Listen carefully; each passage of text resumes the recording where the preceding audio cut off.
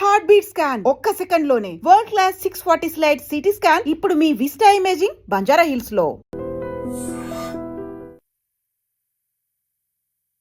లోనే అనుకున్నాము వెనిజువలా తర్వాత ఇంకేమున్నాయి అనుకుంటే క్యూబా ఉంటుంది, ఆ లైన్లో ఆ క్యూబా కూడా ఉందని. బట్ అనుకోకుండా ఇరాన్ వచ్చింది. ఇరాన్ని ఏం చేయాలో తెలియకుండా ఇప్పుడు మళ్ళీ క్యూబా వైపు వెళ్తున్నారని.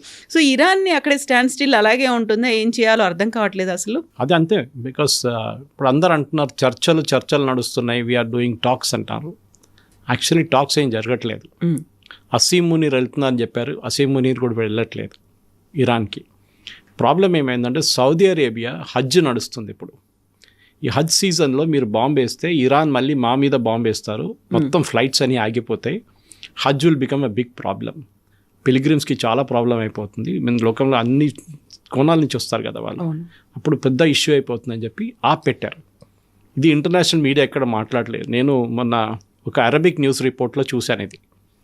దే ఇంగ్లీష్లో ట్రాన్స్లేట్ చేసుకొని దేవర్ సేయింగ్ సౌదీ అరేబియా దానికోసం రిక్వెస్ట్ చేశారు because of Hajj. After Hajj you do what you want, ఇప్పుడు చేయకండి. దానికి ఒక ఎక్స్క్యూజ్ క్రియేట్ చేశారు ప్రెసిడెంట్ ట్రంప్, దేయింగ్ దట్ మేము చర్చలు నడుపుతున్నాం. ఏం చర్చలు నడవట్లేదు ఇప్పుడు, నథింగ్ ఈజ్ హ్యాపెనింగ్. ఎందుకంటే ముస్తఫా ఖమేనీ నిన్న ఒక స్టేట్మెంట్ కూడా ఇచ్చారు, which Reuters head quoted, saying that ఇక్కడి నుంచి యురేనియం తీసుకెళ్లే ప్రసక్తే లేదు, ఇంత అణు మాత్రం కూడా వెళ్ళదు. సో కానీ దాన్ని డినై ఎవరు చేశారు? యుఎస్ డినై చేస్తున్నారు. ఏది చెప్పింది ఇరాన్, డినై చేస్తుంది US. So you can make out very clearly ఏ నెగోసియేషన్స్ నడవట్లేదు. పాకిస్తాన్ వాళ్ళు తిరుగుతున్నారు, అక్కడిక్కడ తిరుగుతున్నారు, కానీ ఎక్కడికి ఏం జరగట్లేదు. సో దాని నడిమిట్లో ఈ క్యూబన్ క్రైసిస్ యాక్చువల్లీ ఇది మొదలైంది, కొన్ని రోజులు అయింది యాక్చువల్లీ, ఇప్పుడు కొత్త కాదు. కానీ నిన్న ఒక మార్పు ఏమొచ్చిందంటే పాత 1996లో ఈ క్యూబా నుంచి పారిపోయిన చాలామంది అండర్ కమ్యూనిస్ట్ రూల్ వాళ్ళు ఫ్లారిడాలో వెళ్ళి సెటిల్ అయ్యారు, యుఎస్ సదర్న్ కోస్ట్లో. అండ్ అదే ఫ్లారిడాలో మార్కో రూబియో అక్కడి నుంచి వచ్చారు. He speak Spanish, is a son of వీళ్ళు క్యూబన్ ఇమిగ్రెంట్స్ కొడుకు ఆయన. సో ఈవెన్ ప్రెసిడెంట్ ట్రంప్ అప్పుడప్పుడు జోక్ కొడుతుంటారు దట్ నెక్స్ట్ క్యూబన్ ప్రెసిడెంట్ని మార్కో రూబియోని అపాయింట్ చేస్తాను నేను అని చెప్పేసి. సో మార్కో రూబియో నిన్న స్పానిష్లో అడ్రస్ చేశారు. ఈ టోల్డ్ ద క్యూబన్స్, మీకు చాలా మంచి ఫ్యూచర్ ఉంది, మీ ఇప్పుడున్న గవర్నమెంట్ని మీరు తీసేస్తే మేము same dialogue, Iran dialogue. And మనకు తెలిసి ఇరాన్లో ఏం జరగలేదు. ఇరాన్ ప్రజలకు చెప్పారు, మీరు మీ గవర్నమెంట్ తీసి పక్కన పడేస్తే మీకు మొత్తం గోల్డెన్ ఏజ్ వచ్చేస్తుంది ఇరాన్ కన్నా. ఏం జరగలేదు అక్కడ, నో రెజీమ్ చేంజ్, నథింగ్. వెనిజువేలాలో చేశారు కానీ క్యూబాలో అంత ఈజీ కాదు. ఒక రెజీమ్ చేంజ్ చేయాలంటే క్యూబాలో ఫస్ట్ ఆఫ్ ఆల్ ఈ రౌల్ కాస్ట్రో, ఆ స్టోరీ 1996 చెప్పాను చూడండి. అది ఏం జరిగిందంటే ఈ ఫ్లారిడా ఉన్న రెబెల్స్ చాలామంది క్యూబన్ రెబెల్స్ ఏం చేస్తారంటే క్యూబా నుంచి పారిపోవడానికి ట్రై చేస్తున్న చాలామంది చిన్న చిన్న బోట్లలో బయలుదేరుతారు. అక్కడ ఒకటి వాళ్ళని క్యూబన్ నేవీ పట్టుకుంటారు, లేకుంటే అక్కడి నుంచి కొంచెం బయటికి వచ్చి ఇంటర్నేషనల్ వాటర్లో రాగానే సీ చాలా రఫ్ ఉంటుంది. ఓకే, గల్ఫ్ ఆఫ్ మెక్సికో ఆ ఏరియాలో, కెరీబియన్ ఏరియాలో కరెంట్స్ చాలా హార్డ్గా ఉంటుంది. సో వాళ్ళు సింక్ అయిపోతారు, యూజువలీ మునిగిపోతాయి బోట్లని. అంత పెద్ద బోట్లు కూడా తీసుకెళ్లారు, చిన్న చిన్న బోట్లు వెళ్తారు, ఫ్యామిలీస్, 2 ఫ్యామిలీస్ 3 ఫ్యామిలీస్ అట్లా. సో వీళ్ళేం చేశారంటే బ్రదర్స్ ఇన్ ఆర్మ్స్ అని చెప్పి ఒక చిన్న ఫోర్స్ తయారు చేశారు. వీళ్ళు ప్రైవేట్ ఎయిర్క్రాఫ్ట్ చార్టర్ చేసి ఆ ప్రైవేట్ ఎయిర్క్రాఫ్ట్ నుంచి వీళ్ళు ఈ బోట్స్ దగ్గర వెళ్ళి ప్రాబ్లం కనుక్కొని వీళ్ళు they drop the life boys వాళ్ళ కోసం. ఎక్కడైనా మునిగిపోతే కూడా దాని లైఫ్ జాకెట్ వేసుకోవచ్చు అని చెప్పేసి. అదే టైంలో వాళ్ళు యూఎస్ కోస్ట్ గార్డ్ని ఇన్ఫార్మ్ చేస్తారు, saying that there is a small boat in distress, అంటే వాళ్ళు కోస్ట్ గార్డ్ పంపిస్తారు. అట్లాంటి దాంట్లో వీళ్ళు ఇంకా ఏం చేస్తారంటే క్యూబాలో ఎంటర్ అయ్యి లీఫ్లెట్స్ పడేస్తారు క్యూబన్స్కి, మీరు ఇక్కడ నుంచి పారిపోయండి, మీరు వచ్చేసేయండి యూఎస్ వైపు, మీ గవర్నమెంట్ని మీరు ఇక్కడ నుంచి you have to dismantle this. అప్పుడు ఫిడెల్ కాస్ట్రో ఉండే ఆ టైంలో, మీకు గుర్తుండే, రాల్ కాస్ట్రో వాళ్ళ తమ్ముడు. సో ఫిడెల్ కాస్ట్రో టైంలో ఒక అటాక్ జరిగింది. అంటే ఇట్లాంటి ఒక ఎయిర్క్రాఫ్ట్ క్యూబన్ ఎయిర్ స్పేస్లో ఎంటర్ అయినప్పుడు క్యూబన్ యాంటీ ఎయిర్క్రాఫ్ట్ మిసైల్ దాన్ని కొట్టి 4 చనిపోయారు, 2 పైలట్లు అండ్ 2 సివిలియన్స్. సో దానికోసం ఆ పాత 30 సంవత్సరాల పాత కేసుని ఇప్పుడు బయటికి తీశారు. ఆ టైంలో Raul Castro who is now 94 and who is the మన ఫిడెల్ కాస్ట్రో వాళ్ళ అన్న, ఆయన ఇప్పుడు 94 ఉన్నారు. ఆయన మీద కేసు వేశారు. He was the defence minister then. ఇప్పుడు ఎందుకు ఇన్ని సంవత్సరాల తర్వాత మీరు అడగవచ్చు అంటే వాళ్ళకి ఎక్స్క్యూజ్ చూస్తున్నాను.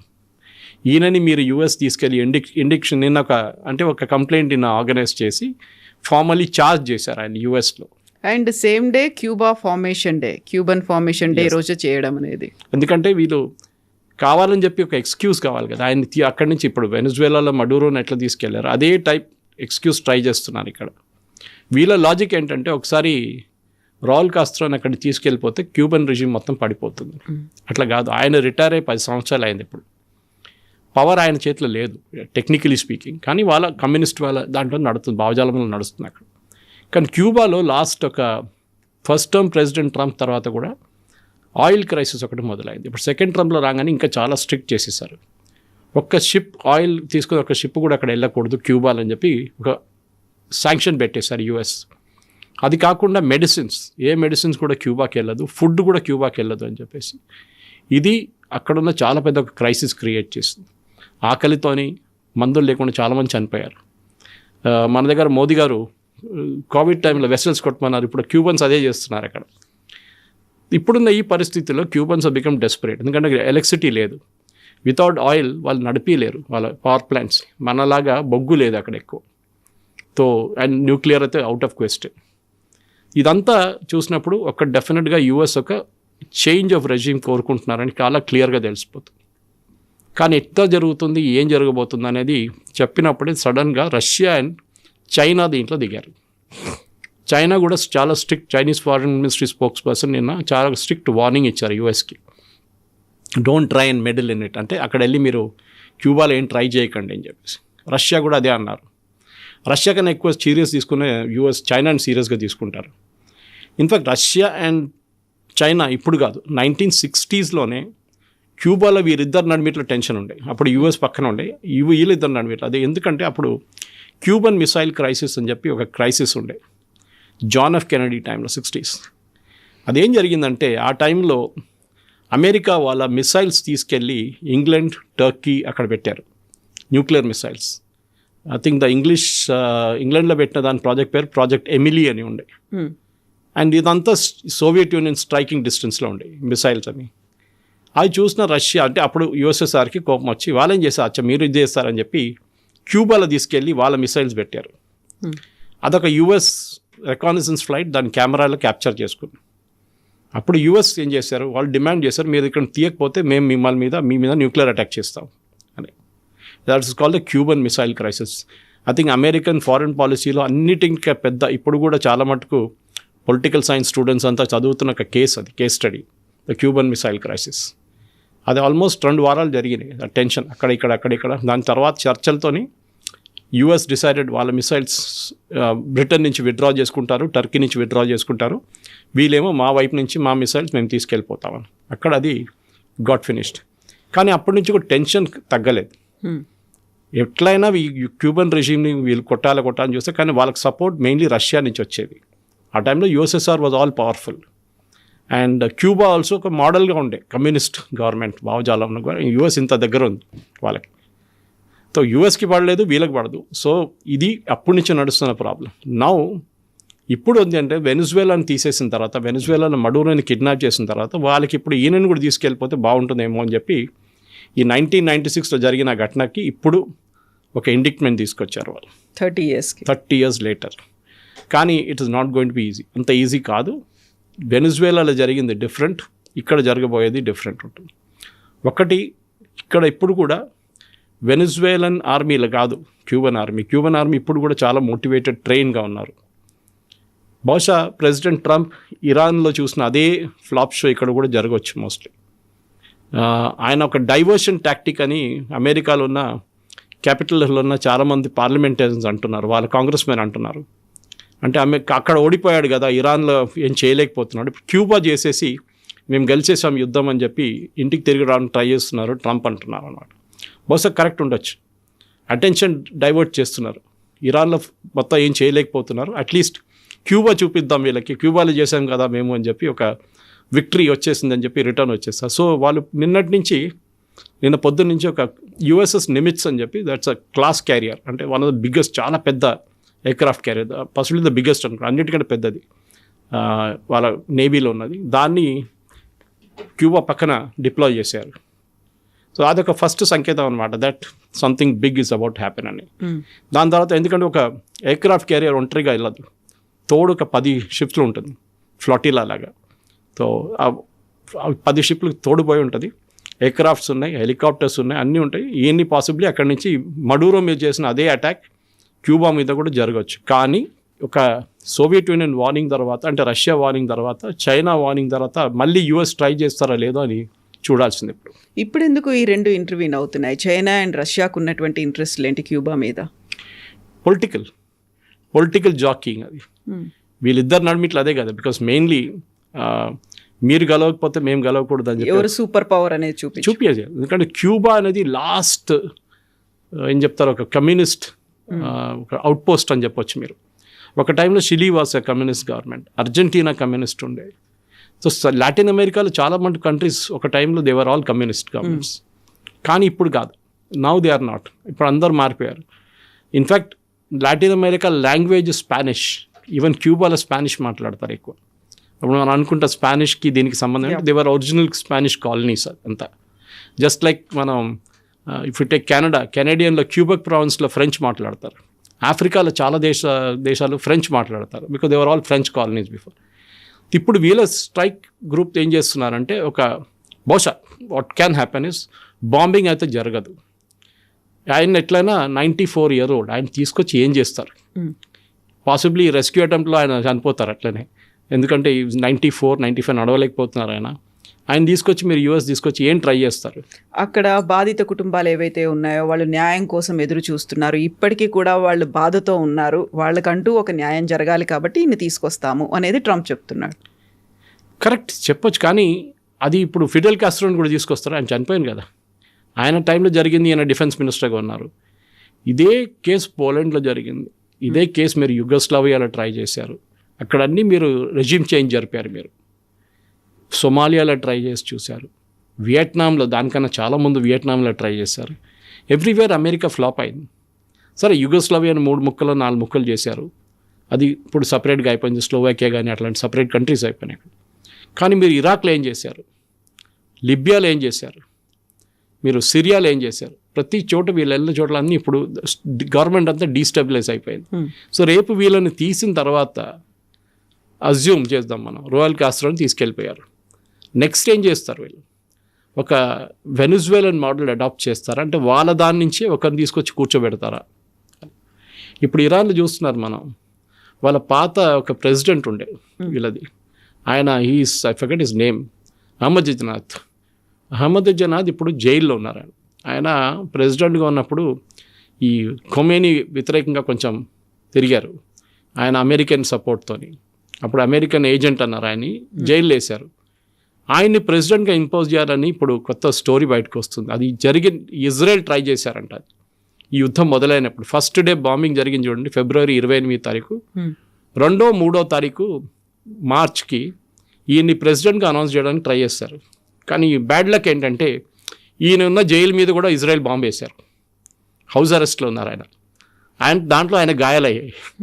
So they could not bring him out అన్నమాట దానికోసం. సో ఎనీవే, ఇప్పుడు ఇక్కడ తీస్తే ఎవరిని తీసుకొస్తారు? అదే కమ్యూనిస్ట్ భావజాలు, అదే కమ్యూనిస్ట్ రెజ్యూమ్ నుంచి ఎవరైనా కూర్చోబెట్టాల్సి వస్తుంది. మార్కో రూబియోని మీరు పంపేయలేరు, ఇట్స్ నాట్ పాసిబుల్. కానీ క్యూబాలో జరగబోయేది ప్రెసిడెంట్ ట్రంప్కి ఇంకో ఫ్లాప్ షాగా మారిపోతుందని చాలామంది అమెరికన్ కామెంటేటర్స్ అంటున్నారు, అమెరికన్ పొలిటీషియన్స్ అంటున్నారు. వాళ్ళ పొద్దున కూడా నేను 2-3 ఛానల్స్లో చూశాను, అక్కడ సిఎన్ఎన్లో చూశాను. వాళ్ళందరూ ఇదే అంటున్నారు, ఎందుకు అంత పెద్ద ఇష్యూ, నా క్యూబాలో ఆయిల్ లేదు, ఏం లేదు, why do want take Cuba? ఏంటి ఒక్కటే ఏంటంటే ప్రెసిడెంట్ ట్రంప్కి ఇవాళ కూడా పొద్దున స్టేట్మెంట్ ఒకటి, ఆయన 56 సంవత్సరాలు 60 సంవత్సరాల నుంచి ఏం చేయలేని వాళ్ళు యూజ్లెస్ యుఎస్ ప్రెసిడెంట్స్ ఉన్నారు ఇప్పుడు దాకా మన దగ్గర, నేనే ఒకరు చేసి చూపిస్తాను క్యూబాలో ఏం చేయొచ్చు. ఆయనకి ఇదొకటే ఉంది. ఇరాన్ మొదలైనప్పుడు మీరు చూసుంటారు ఆయన చెప్పిన డైలాగులు, ఇదే డైలాగులు ఉండే. ఫ్రమ్ 1979 మన ఎంబసీ టేక్ ఓవర్ చేసిన టైం నుంచి ఇప్పుడు దాకా తెహ్రాన్లో మన గవర్నమెంట్ ఏం చేయలేకపోయారు.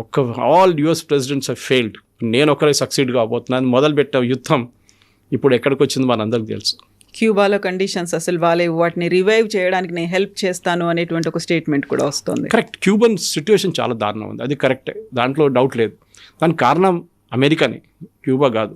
అఫ్కోర్స్ క్యూబన్ ఎకానమీని వీళ్ళు ఎప్పటి నుంచో థ్రాటిల్ చేస్తున్నారు. ఇప్పుడు 60s నుంచి, జాన్ ఎఫ్ కెనడీ టైం నుంచి క్యూబన్లో ఏం స్టెబుల్. ఇన్ఫ్యాక్ట్ వాళ్ళ health care one of the best. Kavitha garu, వాళ్ళ హెల్త్ కేర్ మీరు చూడండి, ఇట్స్ క్యూబన్ హెల్త్ కేర్ ఇప్పుడు కూడా అంటారు చాలామంది.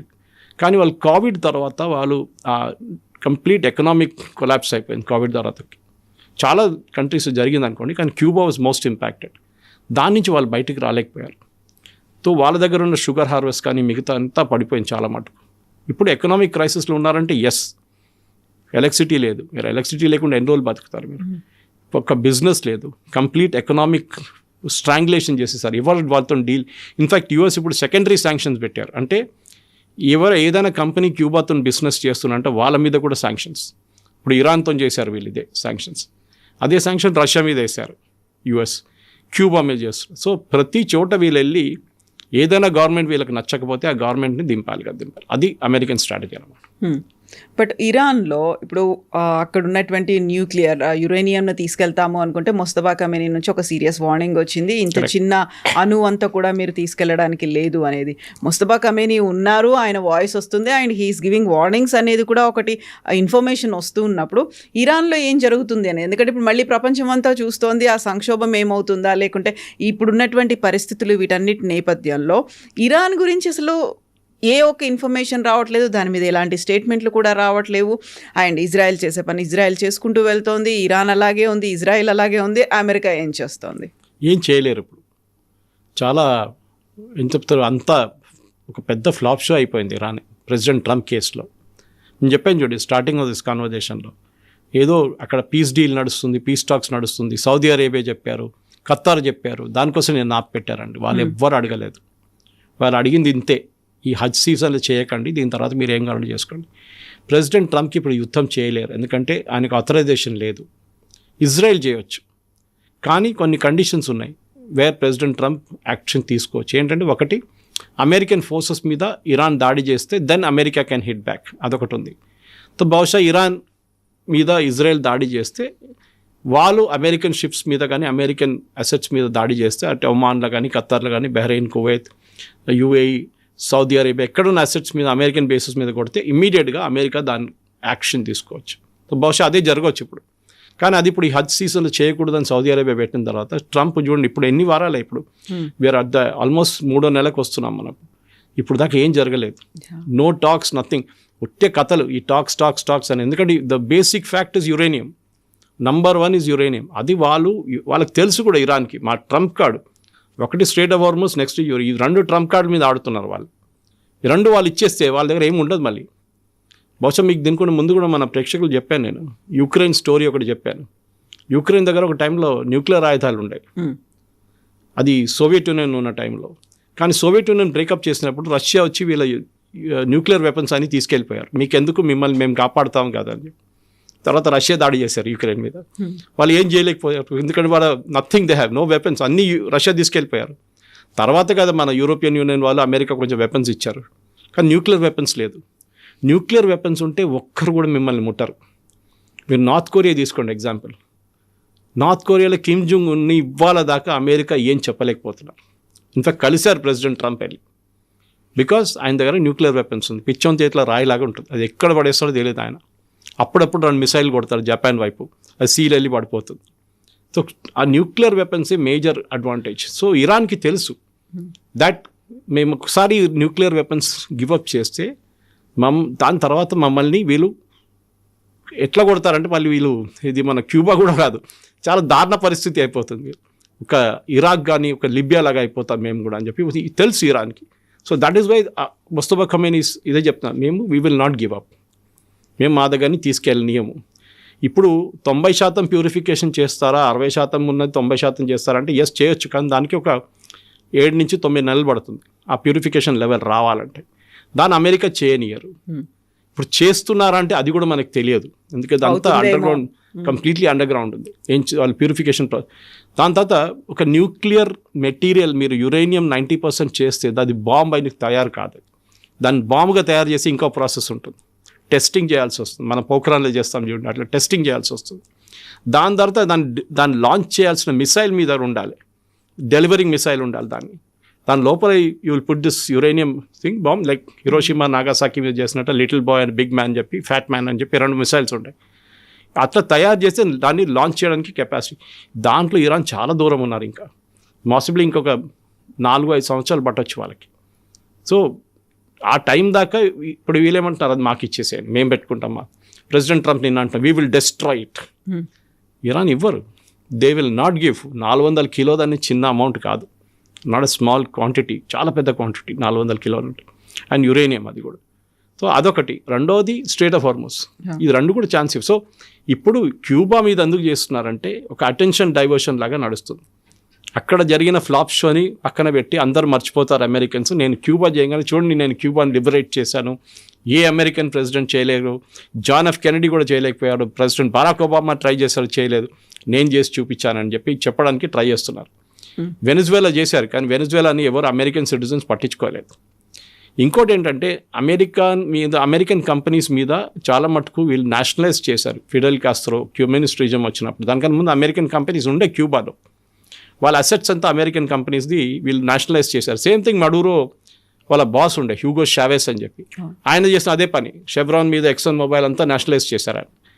క్యూబాలో కూడా అదే జరిగింది, ఆయిల్ కాదు కానీ మిగతా కంపెనీస్ని. సో వీళ్ళంటే దాని ఆల్మోస్ట్ 100 మిలియన్ అది ఉంది, సో మాకు 100 మిలియన్ మాకు కావాలి, మీరు డబ్బులు ఇవ్వాలని చెప్పి క్యూబన్ గవర్నమెంట్ డిమాండ్ చేస్తున్నారు. ఇదంతా ఇట్ ఇస్ అగైన్ ఇంకొక ఇరాన్ వర్షన్ 2గా తయారవుతుంది. And I think president Trump ఒక్క ఫ్లాప్ షో నుంచి ఇంకో ఫ్లాప్ షోకి వెళ్తున్నాడు, అదే జరగబోతుంది. బట్ క్యూబా మీద అటాక్ చేస్తారు అనుకున్నప్పుడు ఇమ్మీడియట్గా చైనా అండ్ రష్యా ఇంటర్వ్యూన్ అవ్వడానికి ప్రయత్నాలు చేశాయి, రెస్పాండ్ కూడా అయ్యాయి. ఇక్కడ ఆల్మోస్ట్ ఒక 3 నెలలు అవుతోంది. మరి అదే చైనా రష్యా ఇరాన్ మీద అంత ఇంట్రెస్ట్ ఎందుకు చూపించట్లేదు, ఎందుకు పట్టించుకోకుండా వదిలేస్తున్నాయి? ఇరాన్కి ఒక ప్రాబ్లం ఏంటంటే చైనా ఒకటే ఏముంది, వాళ్ళ దగ్గర నుంచి 90% ఆయిల్ చైనా తీసుకెళ్తారు. కానీ అది చైనా ఇరాన్ బాగానే అనిపిస్తోంది. ఇదే ఇరాన్ యుఎస్ పక్కన ఉందనుకోండి, రేపు జాగ్రఫికలీ చైనా కాదు రష్యా అందరిచి కూర్చుంటారు అక్కడ. Because they want to somehow Cuban missile crisis అట్లనే స్టార్ట్ అయింది. వాళ్ళు అక్కడి నుంచి వాళ్ళు మిసైల్స్ కూడా పెట్టుకుంటారు అక్కడ యుఎస్ పక్కన, చూడండి మేము ఇక్కడ ఉన్నాము అని చెప్పేసి. ఇరాన్ చాలా దూరం ఉంది. దానికోసం అప్పుడప్పుడు ప్రెసిడెంట్ ట్రంప్ చెప్తుంటారు వీఆర్ సపరేటెడ్ బై 2 oceans అని. Exactly correct. సో దానికోసం ఇరాన్ అక్కడ దాకా రీచ్ చేయలేరు. ఇరాన్ దగ్గర ఒక మిసైల్ ఉంది అనుకోండి, 5,000 కిలోమీటర్లు ట్రావెల్ చేసే మన అగ్ని లాంటిది, then you can use it. కానీ వాళ్ళ దగ్గర లేదు. అది లాస్ట్ డిగో గాషియా దాకా కొట్టారు 2000 kilometres. So it's not a big range, అంత లేదు వాళ్ళ దగ్గర. సో దానికోసం సార్ చైనాకి ఏంటంటే వాళ్ళ ఆయిల్ కావాలి, వాళ్ళ ఆయిల్ కాకపోతే రష్యా ఇస్తారు మాకు, వాళ్ళకి ప్రాబ్లం లేదు అది. కానీ ఎస్ వస్తే బాగుంటుంది. వెనిజువేలా ఆయిల్ పోయింది వాళ్ళ చేతి నుంచి. రష్యాకి ఇంకోటి వాళ్ళకి ఆల్రెడీ ఒక యుద్ధం నడుస్తుంది అక్కడ, వాళ్ళు దాంట్లోనే ఫుల్ కాన్సన్ట్రేషన్ ఉన్నారు. ఆ టైంలో ఇరాన్లో వచ్చి ఇరాన్ మీద పెడితే ఏం చేస్తారు, ఏం చేయలేరు. సో దానికోసం వీళ్ళిద్దరూ దే హ్యావ్ గివెన్ అప్ అని ఇరాన్. అది ఏమైతే కానివ్వండి, వాళ్ళు కొట్టుకుంటారు, వాళ్ళు వస్తారు అక్కడ అని చెప్పేసి. కానీ ఇరాన్ ఈజ్ నాట్ ఈజీ. మనం చూసాం, వాళ్ళ కరెక్ట్ వాళ్ళ ఎకానమీ మొత్తం కంప్లీట్గా ధ్వంసమైంది, వాళ్ళ ఇన్ఫ్రాస్ట్రక్చర్ మొత్తం పోయింది. కానీ డెఫినెట్గా ఇరాన్ సర్వైవ్డ్ అంతే. వాళ్ళు రేపు ఉంటారో లేదో తెలియదు ఈ గవర్నమెంట్. కానీ Cuba is a different game. Cuba geographical proximity America దగ్గర ఉన్నది అన్నిటికంటే పెద్ద అడ్వాంటేజ్. రష్యా కానీ చైనాకి అక్కడ ఇన్ఫ్యాక్ట్ లాస్ట్ షిప్ అక్కడ ఆయిల్ షిప్ వెళ్ళింది, రష్యన్ ఆయిల్ షిప్. 1 నెల ముందు యుఎస్ సడన్లీ పర్మిషన్ ఇచ్చారు రష్యాకి, మీరు ఆయిల్ పంపించవచ్చు, క్రూడ్ ఆయిల్ పంపించవచ్చు చెప్పేసి. కానీ వాళ్ళ దగ్గర రిఫైనింగ్ కెపాసిటీ లేదు క్యూబా దగ్గర. So they have to send diesel and petrol పంపించాల్సి వచ్చింది, రిఫైన్ చేసింది. ఇది చేశారు రష్యా. సో రేపు రష్యా మళ్ళీ అంటారు మేము మళ్ళీ సప్లై చేస్తుంటే యుఎస్ ఆపుతారా? వాళ్ళు ఆల్రెడీ ఒక బ్లాకేడ్, ఇరాన్ బ్లాకేడ్ లాగా ఒక బ్లాకేడ్ అక్కడ నడుస్తుంది క్యూబా పక్కన. చేస్తారో లేదో తెలియదు. కానీ ఒక ఫ్లాష్ పాయింట్గా as it's a flash point. మడూరోలాగా అంత ఈజీగా ఉంటుంది ఉండదు. క్యూబన్ ఆర్మీ కానీ క్యూబన్ ప్రజలు డెఫినెట్గా దాన్ని అడ్డుకుంటారు అమెరికన్ ఆపరేషన్ని, దాంట్లో డౌట్ లేదు. స్ట్రగుల్ ఫర్ ఎగ్జిస్టెన్స్ అంటారు, సర్వైవల్ ఆఫ్ ద ఫిట్టెస్ట్ అంటారు. దీంట్లో ఇరాన్ గట్టిగానే అయితే నిలబడుతోంది, ఎన్ని దెబ్బలు తిన్నప్పటికీ, ఎంత లాస్ అయినప్పటికీ కూడా అలాగే ఉంటుంది. బట్ మిగతా ప్రపంచాల మీద మాత్రం ఆ ఇంపాక్ట్ అనేది చాలా చాలా ఉంటుంది. దానికి తగ్గట్టుగా ఇప్పటి నుంచే స్ట్రాటజీస్, ప్లాన్స్ అన్నీ మార్చుకుంటున్నారు. కాబట్టి ఇంకెవరు దాని గురించి పట్టించుకోరా, చెలేగా అన్నట్టు వదిలేస్తున్నారా? ఇంకా అంతేనా, వి నీడ్ టు యాక్సెప్ట్ అన్నట్టుగా? అమెరికన్ పాలిటిక్స్ అనేది మనం 1960s వియట్నాం నుంచి మొదలు కావచ్చు. వియట్నాం నుంచి మేము తీసుకోవచ్చు. వియట్నాంలో 19 సంవత్సరాలు వాళ్ళు పోరాటం చేశారు వియట్నామీస్, 19 years. అప్పుడు కూడా అమెరికా గెలవలేకపోయారు. 160,000 మందిని పెట్టారు అక్కడ ఒక టైంలో. ఎంతోమంది చనిపోయారు అమెరికన్ సోల్జర్స్. ఇప్పుడు కూడా మిస్సింగ్ ఇన్ యాక్షన్ ఉన్నారు చాలామంది. అప్పుడప్పుడు వాళ్ళ స్కెలిటన్స్ బాడీస్ దొరుకుతున్నాయి వియట్నామీస్ జంగిల్స్లో ఎక్కడో. ఎయిర్క్రాఫ్ట్ ఎన్నో పోయినాయి. మన దగ్గర అరుణాచల్ ప్రదేశ్ దగ్గర దొరికింది మన ఒక ఎయిర్క్రాఫ్ట్ వాళ్ళది. సో అమెరికాకి లెసన్స్ ఏంటంటే, ఒకటి వాళ్ళు వాళ్ళ సాయిల్లో యుద్ధం చేయరు. మీరు గుర్తుపెట్టుకోండి. వాళ్ళ దాంట్లో యుద్ధం ఇప్పుడు దాకా జరగలేదు అమెరికాలో. వాళ్ళు మిగతా చోట్ల వెళ్ళి యుద్ధం చేస్తారు.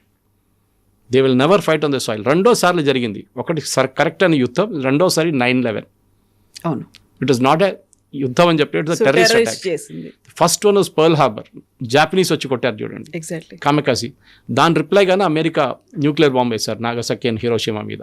సో ఆ జాపనీస్ వాళ్ళు చేసిన దానికి అమెరికాకి ఫస్ట్ టైం చాలా మటుకు ఒక షాక్ వచ్చింది. అంటే మా మీద కూడా దాడి జరగవచ్చా? దాని తర్వాత 9/11 జరిగింది. అప్పుడు కూడా వాళ్ళు అడిగారు, is it really possible American attack చేయ? మా దగ్గర ఇంత ఇన్ఫ్రాస్ట్రక్చర్ ఉంది, మా దగ్గర మిసైల్స్ ఉన్నాయి, మా దగ్గర యాంటీ ఎయిర్క్రాఫ్ట్ ఉండి కూడా మేము ఆపలేకపోయామా ఇది అని చెప్పేసి. దానికోసం ప్రెసిడెంట్ ట్రంప్ ఇప్పుడు ఒక గోల్డెన్ షీల్డ్ తయారు చేస్తున్నారు, ఐరన్ డోమ్ లాగా. ఓకే, అమెరికాకి మిసైల్స్ ఆపడానికి. కానీ అమెరికాకి ఒక లెసన్ ఉంది. వాళ్ళు ఏ ప్రెసిడెంట్ వచ్చినా కానీ ఆయనకు ఒక పొలిటికల్ ప్లాన్ ఉంటుంది. అది ఒబామా ఉండొచ్చు, క్లింటన్ ఉండొచ్చు, దానికొన్న బుష్ ఇద్దరు ఉండొచ్చు, ఎవరైనా వాళ్ళకు ఒక అజెండా ఉండొచ్చు. బుష్కేమో వెపన్స్ ఆఫ్ మాస్ డిస్ట్రక్షన్, ఇరాక్లో దాని వెంటబడ్డారు ఆయన. ఒబామాకి అక్కడ ఉన్న ఇలా న్యూక్లియర్ మెటీరియల్ డిస్కషన్ గురించి నడిచింది. ట్రంప్కి బైడెన్ అడ్మినిస్ట్రేషన్లో ఆఫ్ఘనిస్తాన్ నుంచి పారిపోయారు. ఇది ప్రతి రెజీమ్కి ఒక టాక్టిక్, ఒక డైవర్షన్ మెకానిజం ఉంటుంది అమెరికాలో. అంటే వాళ్ళ డొమెస్టిక్ పాలిటిక్స్ చాలా డల్ ఉన్నప్పుడు ఒక ఇంటర్నేషనల్ లెవెల్లో ఏమైనా చేస్తే, చాలా పెద్ద మంచి ప్రెసిడెంట్ మా దగ్గర చాలా మంచిగా పనిచేస్తాడని చూపించడానికి అమెరికన్ ప్రెసిడెంట్స్ చేస్తారు. ఎందుకు వాళ్ళకి మ్యాక్సిమం 2 టర్మ్స్ ఉంది, 2 టర్మ్స్ ఎక్కువ కాంటెస్ట్ చేయలేరు. 8 సంవత్సరాలే అమెరికన్ ప్రెసిడెంట్గా కాంటెస్ట్ చేయొచ్చు మీరు. ఆయన కలిసి పరిపాలించారు. So after 8 years you're out. President term ఇంకా అయిపోతుంది, ఇంకా 2 సంవత్సరాల తర్వాత even Trump will be history. కానీ వెళ్తూ నేను చూడండి ఏ ప్రెసిడెంట్ సాల్వ్ చేయని అనే ప్రాబ్లం నేను సార్ట్అవుట్ చేశాను. ఇరాన్ చూడండి, క్యూబా చూడండి, అన్నీ నేనే చేస్తాను అని చూపిస్తున్నారు. అదే చేశారు. క్యూబా మీద మళ్ళీ ట్రంప్ ఏమైనా వెనకడిగేస్తాడా, లేకుంటే ఎలాంటి స్టాండ్ ఉంటుంది, ఇవన్నీ కూడా కొంచెం టైం పడుతుంది మనకు అర్థం కావడానికి. ఏం చేస్తారు? Slight difference between Cuba and Iran. It's not slight, చాలా పెద్ద డిఫరెన్స్. క్యూబా దగ్గర ఆయుధాలు ఎక్కువ లేవు అండ్ యురేనియం లేదు. ఎలాగో 300 డ్రోన్ తీసుకున్నారని మొన్న ఒక లీక్డ్ మెసేజ్ ఒకటి వచ్చింది. సిఐఏ చీఫ్ క్యూబాకి వెళ్ళారు. ఆలోచించండి, మొన్న వెళ్ళారు, వారం ముందు వెళ్ళి డిస్కషన్ చేశారు అక్కడ రెజీమ్ చేంజ్ గురించి. వాళ్ళు అంగీకరించారు. క్యూబాలో ఒక సిఐఏ చీఫ్ వెళ్ళడం అనేది చాలా పెద్ద న్యూస్. అది ఎప్పుడు జరగలేదు హిస్టరీలో. సో దిస్ ఇస్ వన్ చాలా పెద్ద ఒక న్యూస్ అనమాట. కానీ ఆ న్యూస్ మొత్తం బ్లాక్అవుట్ మోడ్లో వెళ్ళిపోయిన తర్వాత లీక్ అయినప్పుడు యాక్సెప్ట్ చేశారు, yes we went for a discussion అని. అది ఒక హ్యూజ్ సెట్ బ్యాకే కదా. ఇంకా ఎస్ అంటే క్యూబా కూడా అంగీకరించారు. అదే చెప్తాను, ఇరాన్కి అది కాదు. ఇరాన్ దగ్గర ఒకటి వాళ్ళ సైజ్ ఆఫ్ ద కంట్రీస్ చాలా పెద్దది వాళ్ళది. రెండోది వాళ్ళ దగ్గర ఆయిల్ ఇప్పుడు కూడా ఉంది, వాళ్ళు వాడుకోవచ్చు డొమెస్టికలీ, బయటకు పంపించలేకపోతారు అంతే. క్యూబా దగ్గర డొమెస్టికలీ కూడా ఏం లేదు వాళ్ళ దగ్గర. దే ఆర్ లిటరలీ బ్యాంక్రప్ట్, డబ్బులు లేవు, ఆయిల్ లేదు, మెడిసిన్స్ లేదు, ఏం లేదు. అట్లాంటి పరిస్థితుల్లో ఒక్కొక్కసారి ద గవర్నమెంట్ విల్ సరెండర్. ఇరాన్కి అడ్వాంటేజ్ ఉంది, వాళ్ళ దగ్గర ఇది అన్నీ ఉన్నాయి, ఎక్సెప్ట్ వాళ్ళు బయటికి పంపించలేకపోతున్నారు డబ్బులు. అది పెద్ద problem. Thank you so much. Thank you very much. Thank you.